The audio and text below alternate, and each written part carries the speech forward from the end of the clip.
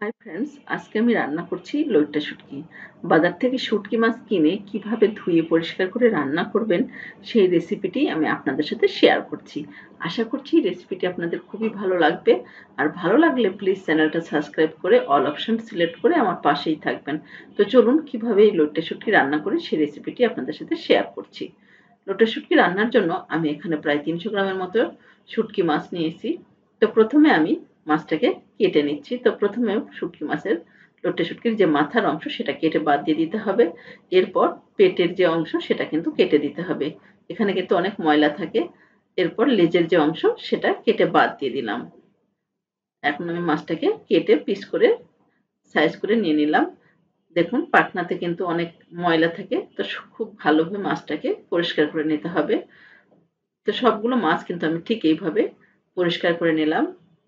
এখন মাছটা রান্নার জন্য উপযুক্ত হয়েছে। তো প্রথমে মাছটাকে খুব ভালোভাবে ধুয়ে নিতে হবে। এজন্য আমি এখানে দিয়ে দিলাম কিছুটা গরম জল।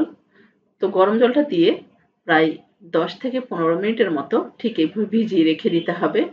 এরপর গরম জল থেকে উঠে আবারও গরম জল দিয়ে ধুয়ে ঠান্ডা জল দিয়ে প্রায় 2 থেকে 3 বার ঠিক এইভাবে কচলে, কচলে মাছগুলোকে খুব ভালোভাবে পরিষ্কার করে নিতে হবে। দেখুন মাছের মধ্যে কিন্তু অনেক ময়লা আছে। তো মাছগুলো কিন্তু খুব ভালোভাবে ধুয়ে পরিষ্কার করে নিলাম। এখন আমি মাছগুলো রান্নার জন্য এখানে কড়াইয়ে দিয়ে দিলাম কিছুটা তেল। তেলটা গরম হয়ে গেলে এখানে আমি অ্যাড করে দিচ্ছি একটুখানি রসুন কুচি। রসুনটাকে একটু ব্রাউন করে ভেজে নিতে হবে। ভেজে নেওয়ার পর আমি লইট্টা শুটকিগুলো দিয়ে দিলাম।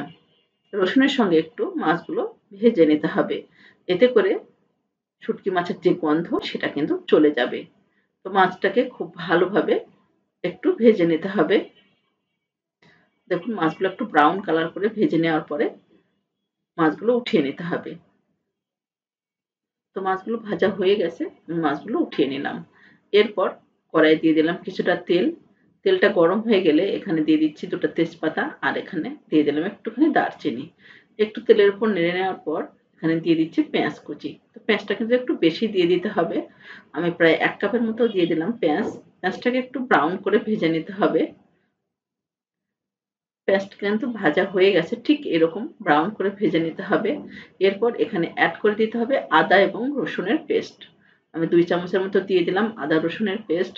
দিয়ে একটু ভালোভাবে কষিয়ে নিতে হবে। এতে করে আদা এবং রসুনের যে কাঁচা গন্ধ সেটা কিন্তু চলে যাবে। তো এরপর এখানে কিছুটা মসলা অ্যাড করে দিচ্ছি। তো প্রথমে দিয়ে দিলাম লাল মরিচের গুঁড়ো 2 চা চামচ। মরিচের গুঁড়ো একটু বেশিই দিয়ে দিতে হয় কারণ শুটকি মাছ একটু ঝাল, ঝাল হলে ভালো হয়। এরপর দিয়ে দিলাম একটু হলুদের গুঁড়ো আর এখানে দিয়ে দিলাম জিরে গুঁড়ো আর দিয়ে দিলাম ধনিয়ার গুঁড়ো। আর স্বাদ মতো লবণ দিয়ে দিলাম। একটুখানি জল দিয়ে খুব ভালোভাবে মসলাগুলোকে কষিয়ে নিতে হবে। তো মসলাগুলোকে কিন্তু খুব ভালোভাবে কষিয়ে নিতে হবে। দেখুন মসলা থেকে কিন্তু অলরেডি তেলটা ছেড়ে দিয়েছে। এই পর্যায়ে এখন আমি শুটকি মাছগুলো দিয়ে দিচ্ছি। দিয়ে মসলার মধ্যে খুব ভালোভাবে কষিয়ে নিতে হবে। মসলাটা যত ভালোভাবে কষানো হবে শুটকি মাছের টেস্টটা কিন্তু তত ভালো আসবে। তো মসলাটা কষিয়ে নেওয়ার পর এখানে অ্যাড করে দিলাম উষ্ণ গরম জল। জলটা কিন্তু খুব বেশি দেওয়া যাবে না। এরপর আমি এটা ঢাকা দিয়ে রেখে দিচ্ছি প্রায় 4 থেকে 5 মিনিটের মতো। এ সময় গ্যাসের ফ্লেমটা মিডিয়ামে রেখেছি। তো 5 মিনিট পর আমি ঢাকাটা উঠিয়ে নিলাম। এখানে অ্যাড করে দিচ্ছি আমি 4 থেকে 5 টি কাঁচামরিচ।